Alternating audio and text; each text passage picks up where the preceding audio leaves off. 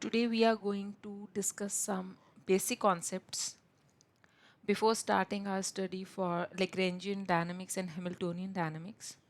So there are various definitions which we should know to study such kind of dynamics.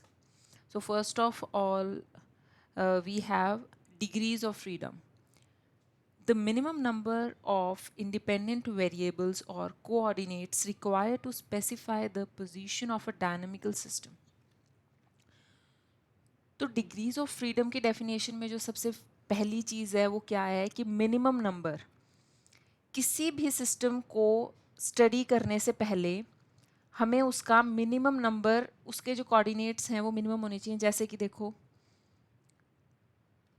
अगर एक ball है वो कहीं पे भी मूव कर सकती है स्पेस में, कहीं पे भी मूव कर सकती है अगर स्पेस में, तो उसको स्पेसिफाई करने के लिए हमें सिर्फ 3 कोऑर्डिनेट्स की ज़रूरत पड़ेगी, एक्स वाई एंड जेड।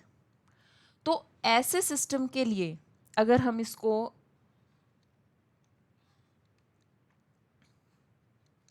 तो ऐसे सिस्टम के लिए जो मिनिमम नंबर है वो क्या हो जाएगा, 3, क्योंकि 3 डायमेंशन है। 3 डायमेंशन के लिए 3 कोऑर्डिनेट्स हैं एक्स वाई एंड जेड। तो इस बॉल की मोशन को डिस्क्राइब करने के लिए 3 कोऑर्डिनेट्स की ज़रूरत पड़ेगी। अगर हम कहें कि जो बॉल है वो सिर्फ एक फ्लोर के ऊपर मूव कर सकता है, मतलब कि सरफेस के ऊपर मूव करेगा, कहीं पे भी मूव कर सकता है, तो अगर हम फ्लोर को देखें तो वो हमारे लिए कैसा स्पेस बन जाएगा, 2 डायमेंशनल स्पेस बन जाएगा। अगर हम एक्स वाई में लेंगे और ये हमारा फ्लोर है तो यहाँ पे बॉल कहीं भी जा सकती है, किसी भी तरीके से जा सकती है, बट इसको स्टडी करने के लिए उस वक्त हमें जो 2 कोऑर्डिनेट्स की ज़रूरत पड़ेगी वो पड़ेगी एक्स एंड वाई। जेड की ज़रूरत ही नहीं है। अगर हम जेड ले रहे हैं तो वो मिनिमम नंबर नहीं रह जाएगा। तो यहाँ पे हम कहेंगे कि सिर्फ 2 कोऑर्डिनेट्स की ज़रूरत है जो कि है एक्स एंड वाई। तो इस सिस्टम के लिए हमारे पास डिग्री ऑफ फ्रीडम कितनी हो जाएंगी, 3। और इस सिस्टम के लिए हमारे पास डिग्री ऑफ फ्रीडम कितनी हो जाएंगी, 2। अब जो नेक्स्ट है वो है हमारा इंडिपेंडेंट वेरिएबल्स। तो जो हमने ये वेरिएबल्स लिए हैं जैसे कि एक्स वाई एंड जेड और यहाँ पे एक्स वाई, ये एक दूसरे के ऊपर डिपेंड नहीं करने चाहिए। ये तीनों और ये दोनों इंडिपेंडेंट होने चाहिए। तो इस चीज़ के लिए ये जो वर्ड लिखा हुआ है इसके लिए हमारे पास एक मैथमेटिकल टर्म है जिसको हम इस तरीके से डिफाइन करते हैं कि summation of I is equals to 1 to n C I D Q I is equals to 0। अगर हमारा सिस्टम इस इक्वेशन को फॉलो कर रहा है तो उस केस में हम कह सकते हैं कि जो वेरिएबल्स हैं वो इंडिपेंडेंट हैं।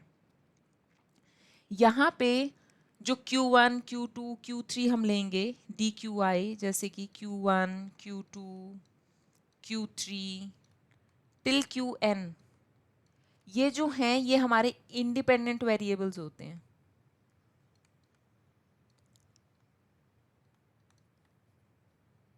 Independent variables. और यहाँ पे जो C1, C2, C3 till Cn, ये हमारे कांस्टेंट्स हैं।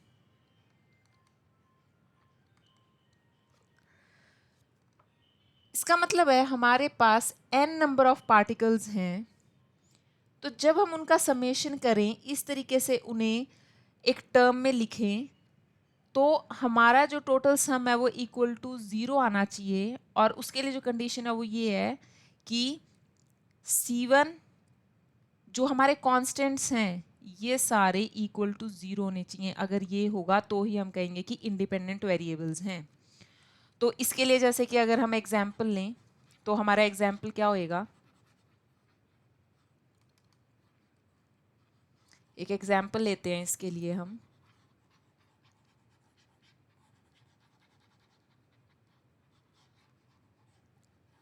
सो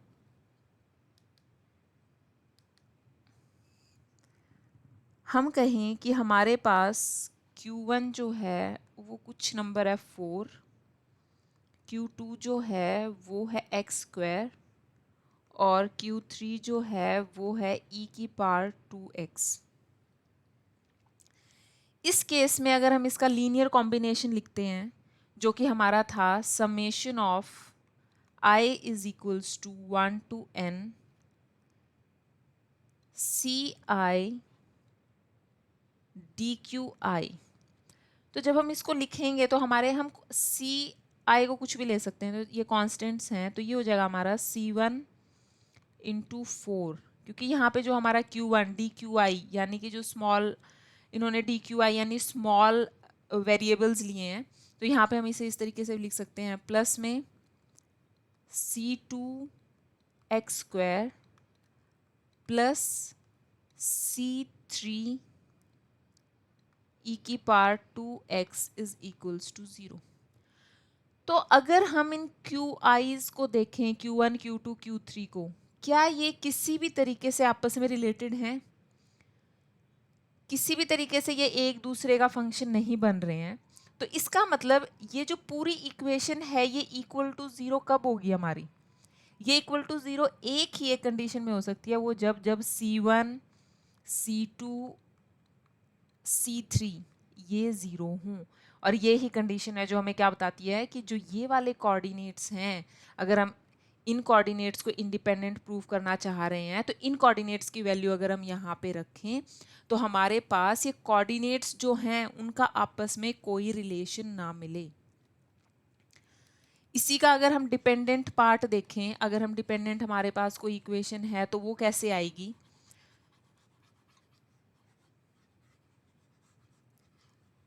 अगर हम यहाँ पे एक डिपेंडेंट इक्वेशन लें, जैसे कि हमारे पास अगर हो Q1 is equals to x, Q2 is equals to 5x and Q3 is equals to x²। तो जब हम इसे इस इक्वेशन में पुट करें जो कि हमारी है I is equals to 1 to n CI dQi is equals to 0। तो जब हम इसको इसमें पुट करेंगे तो क्या आएगा हमारे पास? C1x प्लस C2 इंटू में 5x प्लस C3 इंटू में x² इज इक्वल्स टू 0। अब यहाँ पे हमें पता है कि जो ये वाला फंक्शन है, ये फंक्शन इस फंक्शन के 5 टाइम्स है, 5 टाइम्स ऑफ x। यहाँ पे अगर हम x को 2 बार मल्टीप्लाई कर दे तो ये आ जाएगा। तो हमारे पास और भी पॉसिबिलिटीज़ हैं जिसकी वजह से ये इक्वेशन 0 आ सकती है। जैसे कि अगर हम C1 को पुट कर दें -5 और C2 को पुट कर दें 1 और C3 को पुट कर दें अगर 0, तो इस केस में ये इक्वेशन 0 हो जाएगी अगर हम ऐसा कुछ पुट कर देते हैं। तो इस केस में हमारे पास क्या आ रहा है कि ये आपस में डिपेंडेंट हैं। तो जो ये कोऑर्डिनेट्स अगर कुछ इस तरीके के हमारे पास कभी कोऑर्डिनेट्स होंगे तो वो क्या माने जाएंगे कि यहाँ पे C1 जो है वो not equal to 0, hence these are dependent coordinates। तो ये तो हमारे पास बात हुई डिपेंडेंट एंड इंडिपेंडेंट कोऑर्डिनेट्स की। नेक्स्ट जो है वो क्या है? Required to specify the position of a dynamical system. अब डायनेमिकल सिस्टम क्या होता है? नेक्स्ट जो है वो है हमारे पास डायनेमिकल सिस्टम। तो जो डायनेमिकल सिस्टम है, ऐसा कोई भी सिस्टम जिसकी स्टेट चेंज कर रही हो टाइम के साथ। जैसे ये बॉल अगर यहाँ मूव कर रही थी तो इसकी स्टेट चेंज हो रही थी ना। अगर ये बॉल मूव कर रही है तो कहीं ना कहीं इसकी पोटेंशियल एनर्जी जो है वो चेंज हो रही है, काइनेटिक एनर्जी चेंज हो रही है, वेलोसिटी में चेंज आ रहा है टाइम के साथ। तो डायनेमिकल सिस्टम वो सिस्टम होते हैं जिनकी स्टेट वेरी करे टाइम के साथ। तो स्टेट वेरीज ओवर टाइम।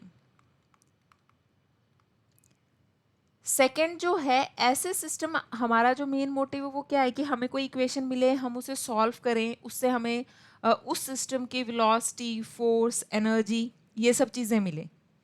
तो स्टेट वेरिएबल्स जो ये state varies over time, state should very over time. Second, it should obey differential equations involving time derivatives।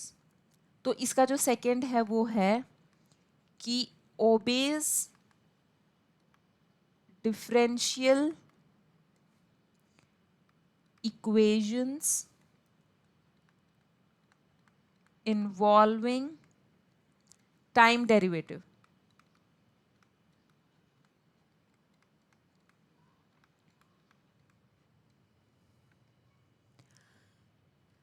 और हमारा मेन मोटिव क्या है कि हमें जो सिस्टम है उसके फ्यूचर के बिहेवियर के बारे में पता चले।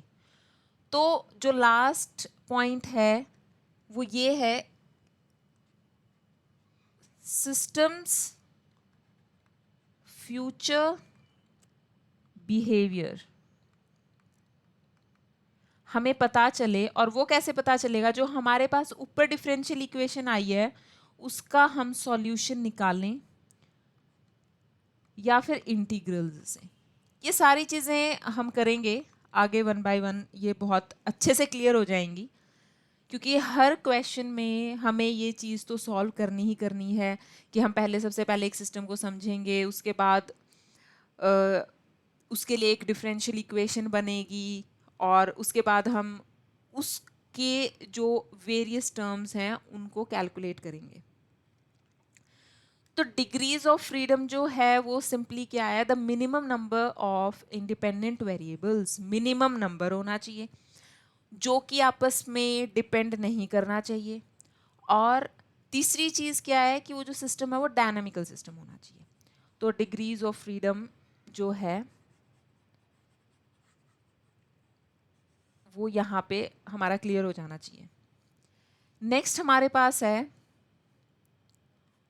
What are constraints. So the limitations on the motion of a system are called constraints, and the motion is said to be constrained motion. Okay sorry, यहाँ पे कुछ जो पॉइंट्स हैं वो हमारे रह गए हैं, मैं उन्हें अभी डिस्कस करना चाहती हूँ इधर।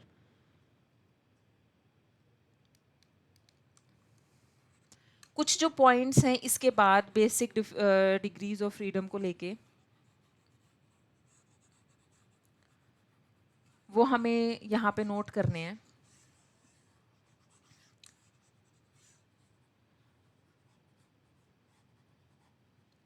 So,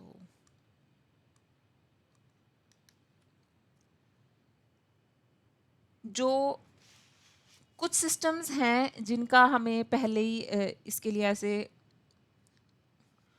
सोच के पहले ही चलना है, अगर जब हम उसकी डिग्रीज ऑफ फ्रीडम कैलकुलेट कर रहे होंगे।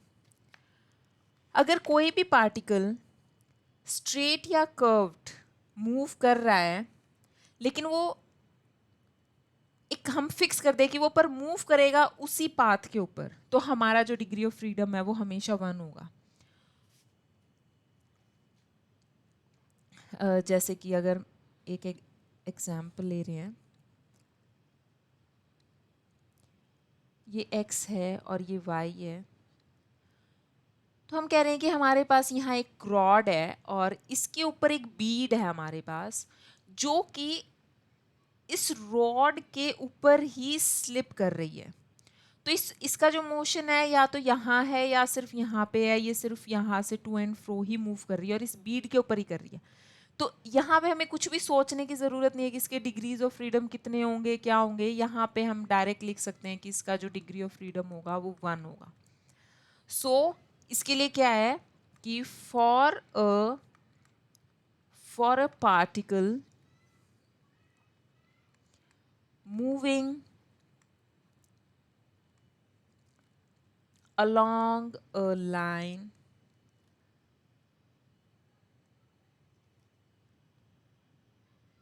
degree of freedom is always 1. Okay, what if अगर हम यहाँ पे जो हमने ये रॉड लिए, इस रॉड की जगह अगर हमारे पास ऐसा सा मोशन है, या हमारे पास एक वायर है, हमने उसको इस तरीके से बेंड किया हुआ है, और अब जो ये बीड है इसको इसी के ऊपर मूव करना है, तो अगर ऐसा सिस्टम हमारे पास आता है तो इसके लिए भी हमेशा जो डिग्री ऑफ फ्रीडम है वो 1 होगा. So the second point is, if the shape of path is predefined,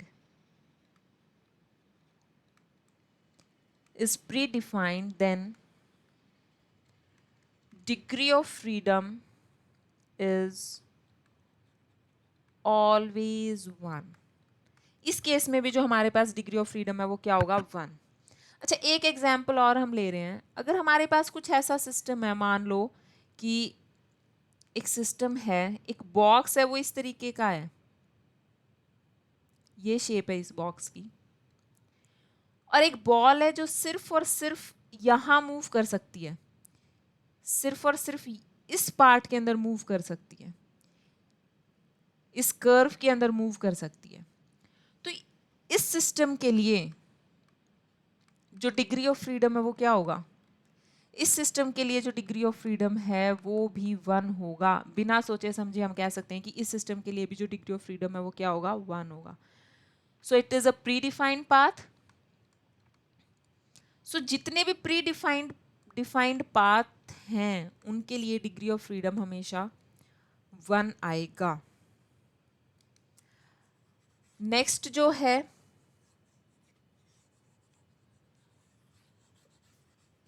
next हम डिग्री ऑफ फ्रीडम निकालना सीखेंगे रिजिड बॉडीज के लिए. जो रिजिड बॉडीज हैं उनके लिए.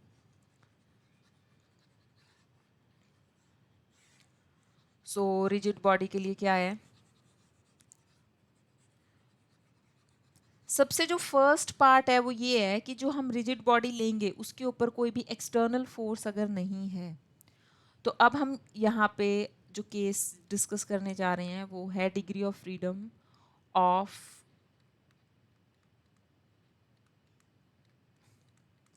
Rigid body. सबसे पहली जो चीज़ है रिजिड बॉडी के लिए वो हमें क्या है कि हम जो डिग्री ऑफ फ्रीडम अगर रिजिड बॉडी का लेना चाहें तो उसके लिए हमें उसका सेंटर ऑफ मास, उसके मोशन को कंसिडर करना पड़ेगा, ताकि हम इजीली बता सकें कि जो कितने डिग्रीज ऑफ फ्रीडम है. तो जो केस हम अब डिस्कस करने जा रहे हैं उसके लिए जो नंबर ऑफ पार्टिकल्स होना चाहिए, it should be greater than और equal to 3. This is the basic requirement. और प्लस में जो सेकेंड चीज है वो क्या होना चाहिए कि एक्सटर्नल फोर्स जो रिजिड बॉडी के ऊपर है वो होनी चाहिए 0. एक्सटर्नल फोर्स नहीं होना चाहिए. इंटरनल फोर्स तो होंगी लेकिन एक्सटर्नल फोर्स नहीं होना चाहिए उस रिजिड बॉडी के लिए. तो यहाँ हम डिस्कस कर रहे हैं रिजिड बॉडी की डिग्री ऑफ फ्रीडम निकालनी है हमें जब उसके रिजिड बॉडी के अंदर जो नंबर ऑफ पार्टिकल्स हैं वो greater than and equal to 3 होंगे और एक्सटर्नल फोर्स 0 होगी. तो उस केस में डिग्री ऑफ फ्रीडम हमेशा 6 आएगा. डिग्री ऑफ फ्रीडम हमेशा 6 आएंगे. इस चीज को हम बिल्कुल डिस्कस करेंगे हमारे आने वाले पार्ट में. और ऐसा क्यों है? क्योंकि जैसे अगर मैं एक सिंपल समझाने की कोशिश करूं, ये है x, y एंड z. यहां हमारे पास कोई रिजिड बॉडी है जिसके अंदर n नंबर ऑफ पार्टिकल्स हैं. ऑब्वियस है 3 से ज़्यादा ही हैं. और इसकी मोशन को अगर हमें डिस्कस करना है तो ये कैसा मोशन हो सकता है? तो देखो, ये बॉडी एक तो x डायरेक्शन के अलोंग मूव कर सकती है, एक y डायरेक्शन के अलोंग मूव कर सकती है और एक z डायरेक्शन के अलोंग मूव कर सकती है. इसके अलावा वो क्या कर सकती है कि यहाँ पे रोटेट कर सकती है. यानी कि वाई एक्सिस के अलॉन्ग, या आप कहो कि इसका सेंटर ऑफ मास, अगर आप सेंटर ऑफ मास कंसीडर कर रहे हैं तो इस एक्सिस के अलॉन्ग रोटेट कर सकता है, इस एक्सिस के अलॉन्ग रोटेट कर सकता है। तो हमारे पास क्या आ रहा है, दो मोशन आ रही हैं, एक तो है ट्रांसलेशनल मोशन, ट्रांसलेशनल मोशन आ रहा है, तो उसके लिए हमारे पास क्या है, 3 x y and z, 3 coordinates की जरूरत है, minimum number of coordinates, translation motion 3। तो इसके लिए जो डिग्री ऑफ फ्रीडम है, ट्रांसलेशनल डिग्री ऑफ फ्रीडम हमारे पास आ रहा है 3। इसके बाद रोटेशनल, रोटेशनल मोशन भी हो रहा है यहाँ पे तीनों एक्सिस के अलॉन्ग, तो उसमें हमारे पास भी 3 x y and z। तो इसके लिए भी डिग्री ऑफ फ्रीडम कितना है, वो है 3। तो इस सिस्टम के लिए टोटल डिग्री ऑफ फ्रीडम क्या आएगा, टोटल डिग्री ऑफ फ्रीडम हमारे पास हो जाएंगे 6। एक तो ये तरीका है समझने का, हम इसको ऐसे भी समझ सकते हैं कि मिनिमम नंबर जो इन्होंने बोला है वो है 3। अगर हम 3 पार्टिकल्स लेके चल रहे हैं तो इसको इंटरनल फोर्स तो हैं इनमें आपस में, इसकी वजह से इस पे, इसकी वजह से इस पे, ये इंटरनल फोर्सेस तो हैं। तो अगर इसका मोशन कराना है तो इसके लिए क्या है, XYZ। अगर ये पार्टिकल 1 और ये पार्टिकल 2 और ये पार्टिकल 3 है तो XY and Z इसके लिए चाहिए होंगे। लेकिन इसके ऊपर जो इंटरनल फोर्स लग रही है इसके ऊपर, इसकी वजह से, तो क्या है कि इसका 1 डिग्री ऑफ फ्रीडम कम हो जाएगा, यानी कि यहाँ पे क्या आएगा, सिर्फ x2 और y2। अगर इसके लिए करें तो सिर्फ और सिर्फ 1 बच जाता है, x3, क्योंकि इसकी वजह से भी इंटरनल फोर्स लग रही है और इसकी वजह से भी इंटरनल फोर्स लग रही है जो इसको मूव नहीं करने देगी। तो बेसिक कितने हो गए, 1 2 3 4 5 एंड 6। सो मिनिमम 3 के लिए कितने हैं, 6 डिग्री ऑफ फ्रीडम की जरूरत है। ये जो है ये तो हमने विजुअलाइजेशन के उससे इसको सॉल्व किया है, क्योंकि ये जो फोर्स है ये इसके ऊपर फोर्स लगा रही है, ये इसके ऊपर फोर्स लगा रही है, इंटरनल फोर्सेस हैं Newton's third law of motion के उससे। तो ये इसके ऊपर क्या एक रिस्ट्रिक्शन पुट कर रहा है, जैसे कि हमने क्या कहा था कि अगर बॉल जो है वो फ्लोर पे मूव कर रही है तो वहां पे एक रिस्ट्रिक्शन पुट कर दी थी कि वो z के ऊपर नहीं जा सकती। तो उस केस में minimum coordinates x and y हो गए थे हमारे पास। तो हम डिग्रीज ऑफ फ्रीडम कैलकुलेट करना चाह रहे हैं ना, तो उसके लिए हमारे पास क्या होगा कि मिनिमम नंबर होना चाहिए। So minimum number x1 y1 z1। अब इसके साथ तो इसे भी कंसिडर किया जाएगा x2 y2।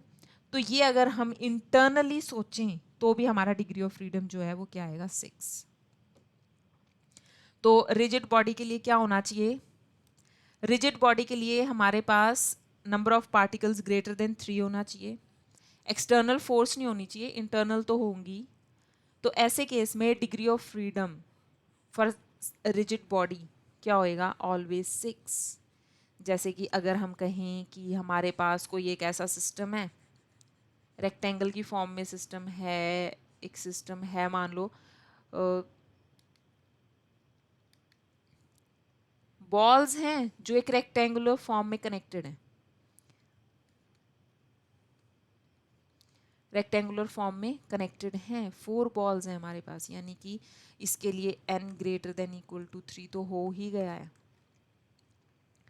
तो अगर हमारे पास ये बॉल है और इसके अंदर हमारे पास 4 पार्टिकल्स हैं और ये स्पेस में मूव कर रहा है कहीं भी, स्पेस का मतलब है अगेन अगर आप इसके लिए एक्स वाई जेड एक्सिस बनाते हैं तो ये आ जाएंगी X Y and Z. Sorry axis कुछ ज़्यादा ही हिल गई हैं हमारी, सो एक्स वाई एंड जेड। तो इसके लिए अगर आपको डिग्री ऑफ फ्रीडम बताना है तो आप बिना सोचे समझे, डिग्री ऑफ फ्रीडम हमें पता है जब n ग्रेटर देन एक रिजिड बॉडी की तरह एक्ट करेगा तो डिग्री ऑफ फ्रीडम जो हमारे पास वो आ जाएगी 6। डिग्री ऑफ फ्रीडम यहाँ पे भी क्या है, 6। तो कितने ही पार्टिकल हैं, रोम्बस की फॉर्म में है, हेक्सागन की फॉर्म में है, अगर ऐसे पार्टिकल्स कनेक्टेड हैं तो सीधा जो डिग्री ऑफ फ्रीडम है वो हम लिख सकते हैं 6, जब तक उसके ऊपर कोई एक्सटर्नल फोर्स अप्लाई नहीं हो रही होगी तो तब तक डिग्री ऑफ फ्रीडम जो है उसका वो 6 ही होगा, अगर number of particles greater than 3 हैं।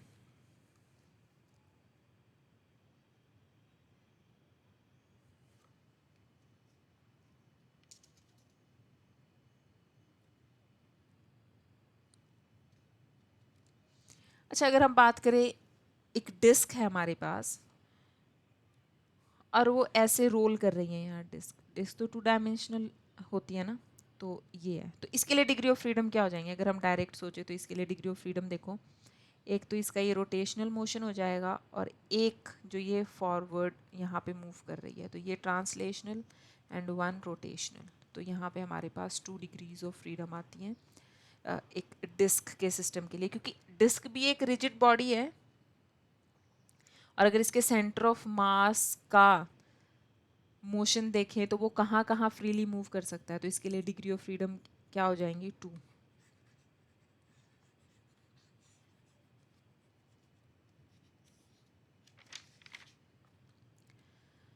तो इसके लिए हमारे पास जो है डायरेक्ट एक फॉर्मूला है रिजिड बॉडी, यहाँ पे सिर्फ और सिर्फ रिजिड बॉडी की बात कर रहे हैं हम। रिजिड बॉडी अगर हमारे पास है तो उसके लिए अगर हमें डिग्रीज ऑफ फ्रीडम निकालनी है तो एक फॉर्मूला है D D+1 upon 2। Here D is dimensionality,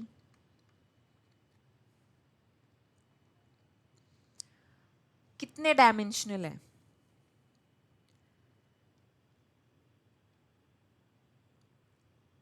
जैसे कि, और इसके लिए भी हमने अभी 2 चीजें स्टडी करी हैं, एक ट्रांसलेशन मोशन और सेकंड जो है वो है रोटेशन मोशन।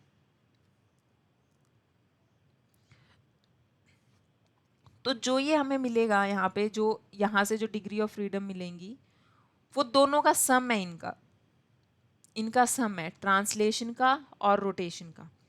तो ट्रांसलेशनल मोशन अगर 3 डायमेंशन में बात करें तो इसके लिए 3 डायमेंशन में बात करें तो ट्रांसलेशन मोशन क्या होगी 3, डायमेंशन क्या होगी 3, रोटेशन निकालने के लिए n into n minus 1 upon 2, अगर ये n है, n डायमेंशनल है तो उस केस में, और ये n इंटू में n माइनस 1, इसके लिए ये फॉर्मूला होगा। अलग अलग कैलकुलेट करना है, अगर सीधा कैलकुलेट करना है तो ठीक है, यहाँ पे पुट करो निकल जाएगा। 3 है तो यहाँ पे हमारे पास क्या आएगा 3 into 3 minus 1 upon 2, it is 3 into 2 upon 2 means 3 rotation and 3 translational, तो टोटल डिग्री ऑफ फ्रीडम हमारे पास आ जाती है 6। अगर 2 डायमेंशनल है कुछ, कोई ऑब्जेक्ट 2 डायमेंशनल है तो यहाँ n2 है और यहाँ इसको कैलकुलेट करने से हमारे पास आएगा 1। सिमिलरली अगर यहाँ पे 1 डायमेंशनल सिस्टम ले रहे हैं तो ये अगर 1 है तो ये जो है हमारे पास 0 आएगा, यानी कोई रोटेशनल मोशन नहीं होगी अगर कोई रिजिड बॉडी 1 डायमेंशन में मूव कर रही है तो। यहाँ पे जो ये फॉर्मूला था, अगर हम यहाँ डायरेक्ट पुट करें इसके लिए 3 के लिए, तो क्या आ रहा है 3 into 3 plus 1 upon 2 means 12 over 2, it's 6। तो ये सेम आ रहा है ना, जो ये सेम आ रहा है। ऐसे ही हम 2 के लिए कैलकुलेट कर सकते हैं, यहाँ पे सीधा 2 पुट करें डायमेंशन के लिए, अगर अलग अलग नहीं चाहिए, अगर अलग अलग चाहिए कि कितना ट्रांसलेशन है, कितना रोटेशन मोशन है, कितने डिग्रीज ऑफ फ्रीडम इनके हैं, अलग अलग निकालना है तो हम इस चीज़ से निकाल सकते हैं।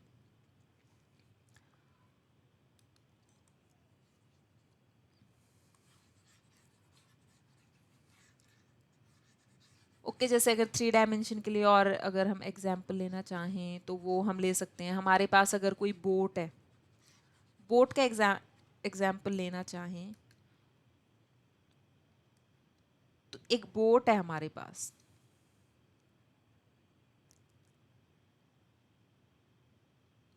इस बोट की मोशन को अगर सोचे तो देखो ये क्या है, एक इस डायरेक्शन में जा सकती है, एक इस डायरेक्शन में जा सकती है और एक अपवर्ड जा सकती है, यानी कि एक्स वाई एंड जेड में जा सकती है.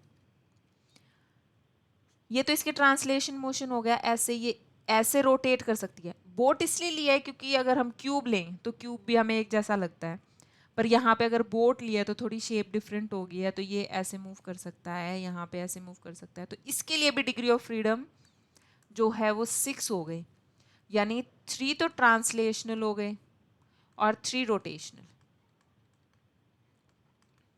Rotational.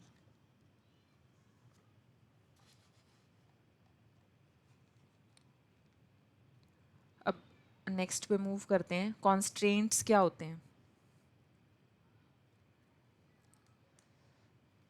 The limitations on the motion of a system are called constraints and the motion is said to be constrained motion.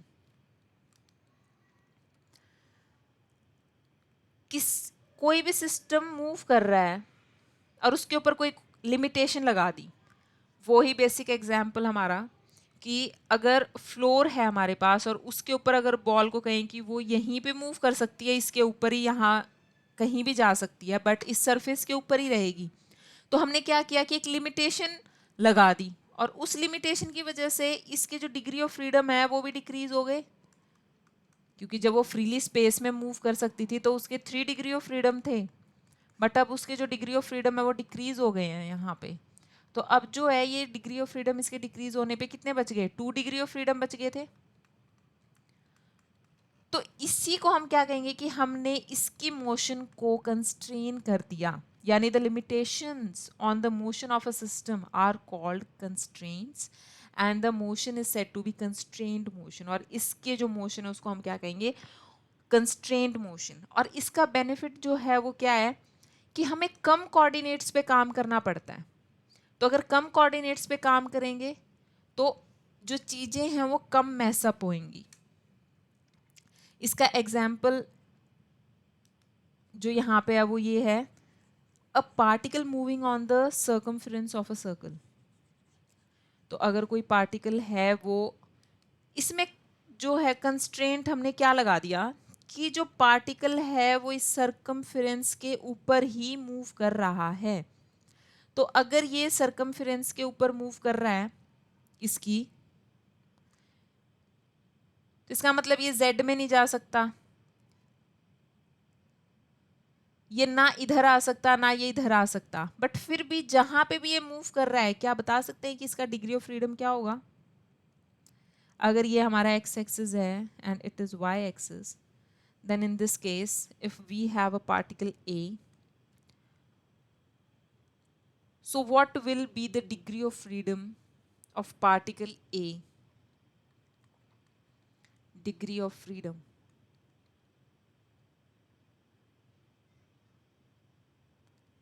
इसका डिग्री ऑफ फ्रीडम क्या होगा?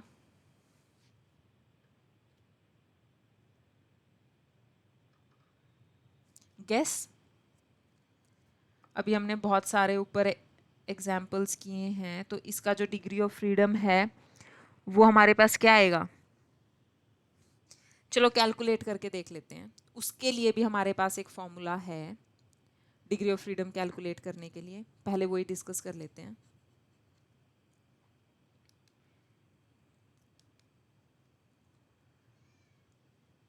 Three N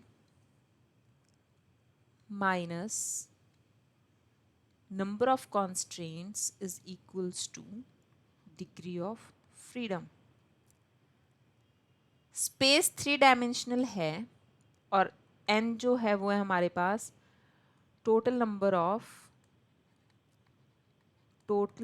of particles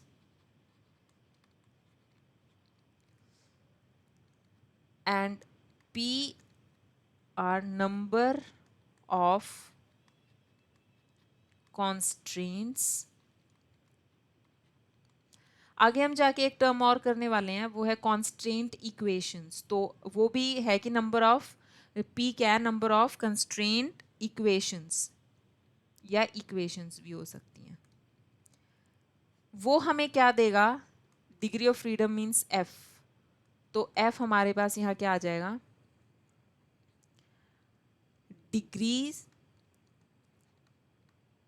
degrees of freedom of that system. तो देखो अगर इस system में हम calculate करना चाहें यही डिग्री ऑफ फ्रीडम, तो क्या आएगा इस सिस्टम के लिए, ये फॉर्मूला है, इसे नोट कर सकते हैं आप। तो देखो इस सिस्टम के लिए 3n, n जो है हमारे पास नंबर ऑफ पार्टिकल 1 है, इसके ऊपर कंस्ट्रेन क्या लगा हुआ है, कंस्ट्रेन ये है कि ये इसके रेडियस से बाहर नहीं जा सकता। जो इसका रेडियस है, अगर हम इसे a माने, तो इस रेडियस के बाहर नहीं जा सकता ये पार्टिकल। तो इसके ऊपर एक कंस्ट्रेन लगा हुआ है, और एक कंस्ट्रेन तो यही है कि इसका रेडियस। सेकंड कंस्ट्रेन, अगर हम 3 डायमेंशन ले रहे हैं तो ये z में नहीं जा सकता, z में नहीं जा सकता, तो एक कंस्ट्रेन वो हो गया। So it is equals to 3 minus 2 means 1 degree of freedom. अच्छा, इसके लिए एक चीज़ और है, पहले जब हम कोई भी सिस्टम देख रहे होते हैं तो उसके लिए हमें क्या देखना होता है कि जो हमारे पास सिस्टम है वो 2 डायमेंशनल है या 3 डायमेंशनल है या 1 डायमेंशनल है।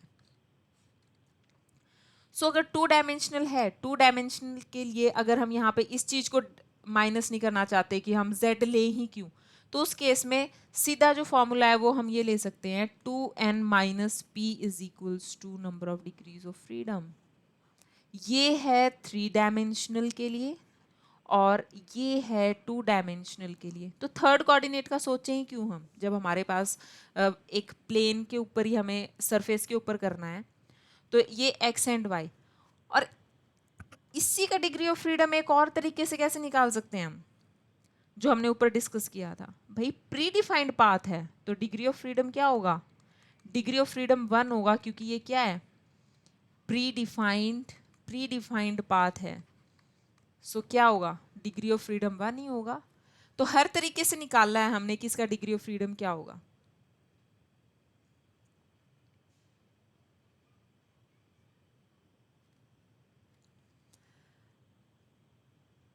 इसकी जो अभी हमने यहाँ पे एक बात की थी कि कंस्ट्रेंट इक्वेशंस भी होती हैं।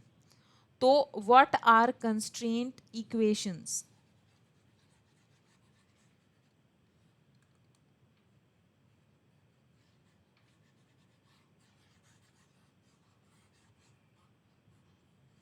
So what are constraint equations?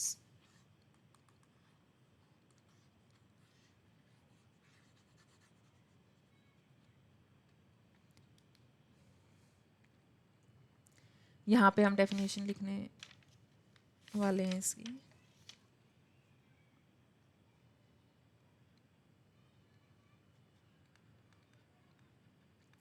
Constraint equations,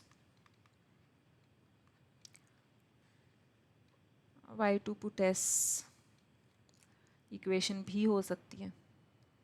So it is a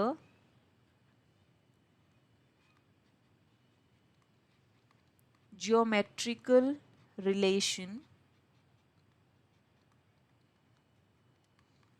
between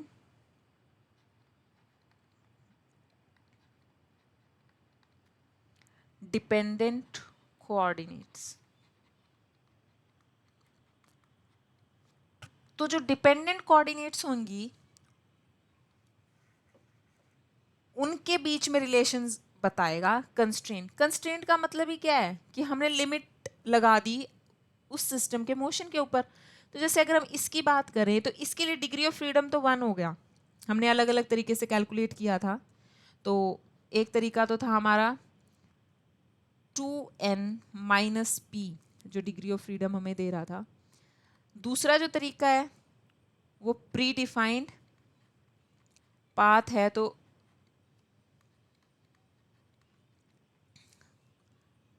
next it is a geometrical relation between dependent coordinates. तो इसके लिए अगर हम लिखना चाहें तो हमारी कॉन्स्ट्रेंट इक्वेशन आएगी r is equals to a। इसका मतलब है कि जो रेडियस है, ये ही रेडियस जो है वो हमेशा ये रहेगा, ये कांस्टेंट है, ये पार्टिकल इस रेडियस से ना कम हो सकता ना ज़्यादा हो सकता। अच्छा, r जो है हमारा कार्टेशियन कोऑर्डिनेट में सोचे तो r is equals to X I plus Y J. If we calculate its magnitude then it will be under root X square plus Y square. So it will give us X square plus Y square, यहाँ put किया है हमने इसको, it is equals to A square. So this will be constraint equation for a particle moving on the circumference of a circle. So degree of freedom, what are the constraints, and what would be the constraint equation?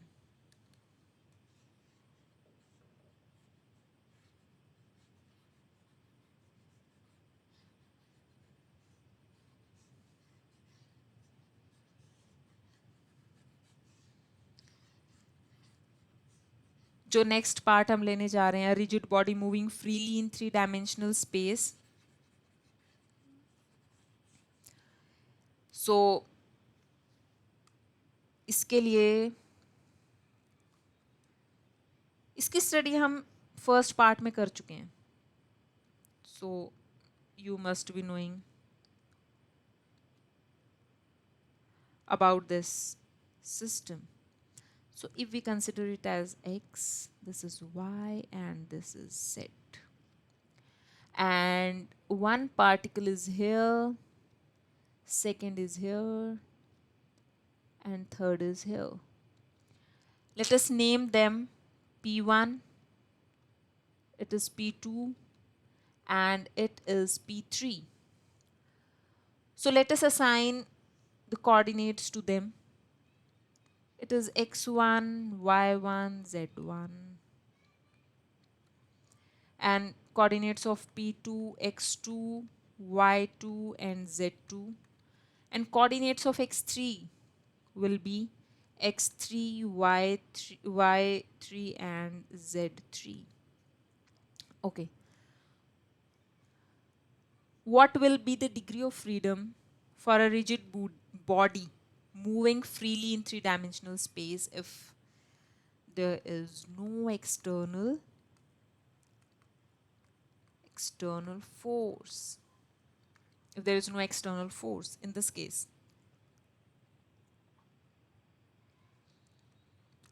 degree of freedom is 6.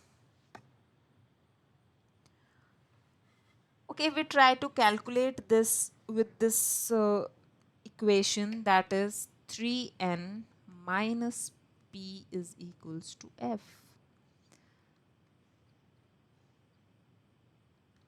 3 dimensional है तो यही equation लेंगे। 3 क्या है हमारे पास कि 3 dimensional है, n क्या, नंबर ऑफ पार्टिकल्स क्या है यहाँ पे 3। कंस्ट्रेंट्स क्या होंगे इधर? कंस्ट्रेंट्स हैं कि जो इनके ऊपर ये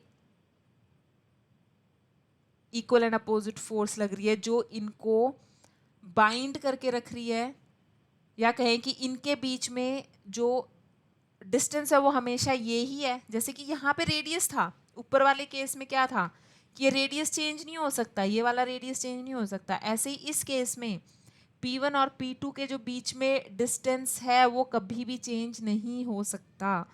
तो अगर ये वाला कभी भी डिस्टेंस चेंज हो सकता, और इसे ही हम क्या कहते हैं कि रिजिड बॉडी तभी मानी जाती है ना कि उनके बीच में जो डिस्टेंस है, 2 पार्टिकल के बीच में जो डिस्टेंस है वो कभी चेंज नहीं होता। अनलेस एंड अनटिल कोई एक्सटर्नल फोर्स ना हो। तो एक्सटर्नल फोर्स तो है ही नहीं, तो यहाँ पे हमारे पास क्या आ गया, 3 इंटू में 3 माइनस कंस्ट्रेंट्स क्या क्या हो जाएंगे, कितने कंस्ट्रेंट्स हो जाएंगे, तो हमारे पास कंस्ट्रेंट्स हो जाएंगे ये वाला यानी 1, एक कंस्ट्रेंट ये है, एक कंस्ट्रेंट ये है और एक कंस्ट्रेंट ये है, यानी 3 कंस्ट्रेंट्स हो गए। तो कंस्ट्रेंट्स कितने हैं, 3, सो क्या आ जाएगा, 9 माइनस 3 इज इक्वल्स टू 6। यहाँ से भी हमने कैलकुलेट करके देख लिया, तो इसका जो डिग्री ऑफ फ्रीडम है वो 6 आ रहा है। अब एक तरीका और बताया था कि अगर 3 पार्टिकल्स हैं, इसको अगर आप इस तरीके से सोचो, तो जब ये फ्री है तो इसके लिए एक्स वाई जेड 3 हो जाएंगे, x1 y1 z1, और जब ये है तब इसको भी साथ में लेके चलना है, तो इसके लिए क्या बच जाएंगे, x1 y1। जब इसको लेके चलेंगे तो इसके लिए भी क्या हो जाएगा, sorry it's x2 y2 x3, सिर्फ x3 तो बचेगा। अब अगर फोर्थ पार्टिकल और आ जाता है तो फोर्थ पार्टिकल के ऊपर कंस्ट्रेंट्स हैं वो उसके कोऑर्डिनेट से ही ज़्यादा लग जाते हैं, यानी कि जो इसके नंबर ऑफ कंस्ट्रेंट हो जाएंगे वो कितने हो जाएंगे, इसकी वजह से भी, इसकी वजह से भी, इसकी वजह से भी, और कोऑर्डिनेट्स तो होते ही 3 है, 3 ही है, 3 डायमेंशनल लेके चल रहे हैं, 4 डायमेंशनल तो लेके नहीं चल रहे, इसीलिए इसका कोई मतलब नहीं होता। इसीलिए हमने जो पीछे इक्वेशन लिखी थी कि डिग्री ऑफ फ्रीडम 6 है, वो 6 ही रहेगा। तो डिग्री ऑफ फ्रीडम क्या हो जाएगी, 6, जब n greater than equal to 3 हो, यानी n 3 या 3 से ज़्यादा हो, तो डिग्री ऑफ फ्रीडम हमेशा 6 होगा। सीधा लिख सकते हैं बिना सोचे समझे कि एक रिजिड बॉडी का डिग्री ऑफ फ्रीडम 6 होगा। सो डिग्री ऑफ फ्रीडम 6 है यहाँ। अब इसकी कंस्ट्रेंट इक्वेशन अगर लिखना चाहें तो कितनी इक्वेशन बनेंगी, जब कंस्ट्रेंट 3 है तो इक्वेशन भी 3 ही बनेंगी ना उसकी। तो 3 कंस्ट्रेंट इक्वेशन है और वो कंस्ट्रेंट जो लगा हुआ है उसी से रिलेटेड इक्वेशन बनेंगी। तो इसके लिए जो कंस्ट्रेंट इक्वेशन बनेंगी वो होंगी हमारे पास, जो भी पार्टिकल है are I minus R J, उनके बीच का जो डिस्टेंस है वो हमेशा कांस्टेंट होगा। तो अगर सिर्फ इसकी बात करें, ये तो इसकी कंस्ट्रेंट इक्वेशन आ गई।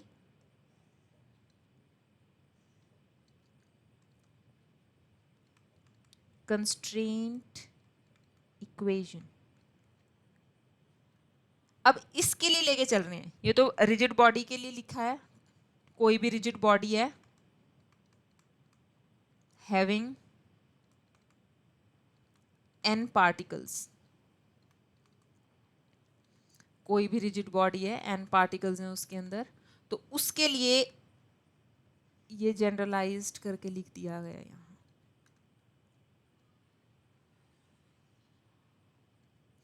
अब हम अपना करने जा रहे हैं इसके लिए। इसके लिए क्या होगा, 3 पार्टिकल्स हैं, तो अगर इसके बीच की डिस्टेंस देखें तो P1 and P2, P1 and P2 के बीच की डिस्टेंस को हम नाम दे दें C12, इसकी हो जाएगी C23, 2 and 3 is right, और इसके लिए हो जाएगी C13। तो जब हम इसके लिए लिखने जाएंगे तो इनकी इक्वेशंस हो जाएंगी x1 minus x2 square plus y1 minus y2 square plus z1 minus z2 square is equals to C12 square. Is it clear? x2 minus x3 square plus y2 minus y3 square plus z2 minus z3 square C2 3। Similarly हम किसके लिए कर सकते हैं, C1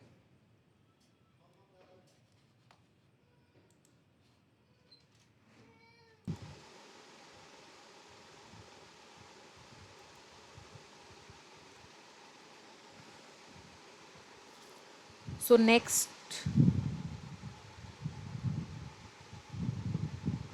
है वो है C13।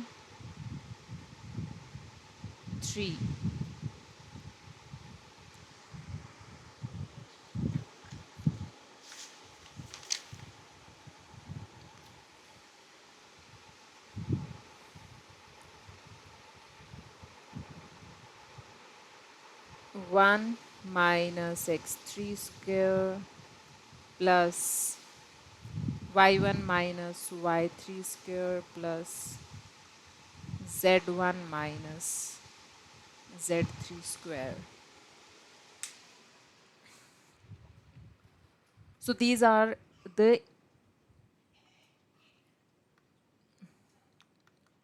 constraint equations for rigid body.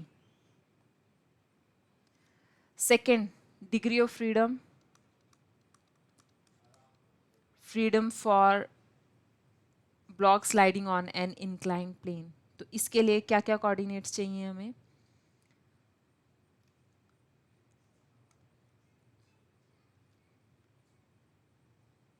इसका डिग्री ऑफ फ्रीडम है वो है 2. इससे जो नेक्स्ट है इसका डिग्री ऑफ फ्रीडम यानी कि a bead sliding on a fixed rod, उसका डिग्री ऑफ फ्रीडम है 1. ये हम कर चुके हैं. प्री डिफाइंड पाथ है तो उस हिसाब से इसका डिग्री ऑफ फ्रीडम 1 ही होगा. और इसकी जो इक्वेशन कंस्ट्रेंट की इक्वेशन है वो क्या होएगी? y is equals to m x plus c. या फिर एक तरीका और है, वो क्या है कि अगर हम इस एंगल को लेते हैं थीटा, यहाँ से अगर स्ट्रेट लाइन खींचें और ये एक्सिस हमारा x है, ये एक्सिस y है, तो इस केस में और अगर हम इसे लिखें tangent theta it is equals to y upon x. तो इस केस में भी निकाल तो स्लोप ही रहे हैं, mx ही है, y is equals to mx ही है, तो फॉर्म बस अलग है. तो डिग्री ऑफ फ्रीडम ये है, ये इसकी कंस्ट्रेंट इक्वेशंस हैं जो हमने आज निकालनी सीखी हैं. अच्छा, अगर ये जो रॉड है ये ओमेगा एंगुलर वेलोसिटी से रोटेट कर रही है और फिर इसके ऊपर बीट स्लाइड कर रही है, तो उस केस में हमारा जो कंस्ट्रेंट इक्वेशन है वो क्या हो जाएगी? Tangent omega T is equals to Y upon X. यानी कि जो थीटा है वो हमारा क्या हो जाएगा? ओमेगा.